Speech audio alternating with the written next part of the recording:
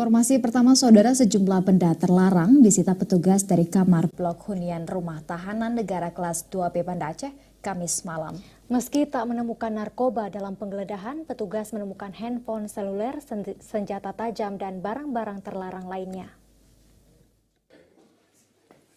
Tiba di blok hunian, petugas gabungan yang menggelar razia Kamis malam langsung memeriksa berbagai tempat-tempat yang diduga menjadi lokasi penyimpanan barang-barang terlarang.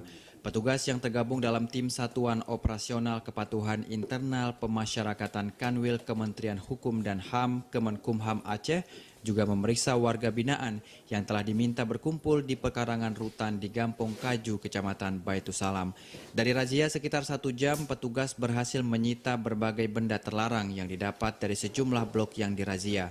Kepala Bidang Pelayanan Tahanan Kanwil Kementerian Hukum dan HAM Aceh mengatakan, penggeledahan merupakan upaya Kanwil Kementerian Hukum dan HAM Aceh dalam mewujudkan zona bebas narkoba di dalam rutan maupun lapas di Aceh. Tak hanya itu, penggeledahan bertujuan untuk mencegah keberadaan benda-benda terlarang di dalam rutan maupun lapas karena dinilai sangat berbahaya. Tak hanya di Aceh, kegiatan yang sama juga digelar rutin di seluruh lapas maupun rutan di Indonesia. Pada kita semua yang ada di lapas rutan untuk melakukan kegiatan rutin, yaitu razia penggeledahan, sehingga bisa meminimalisasi keadaan atau meminimalisasi gangguan keamanan yang ada di lapas tersebut.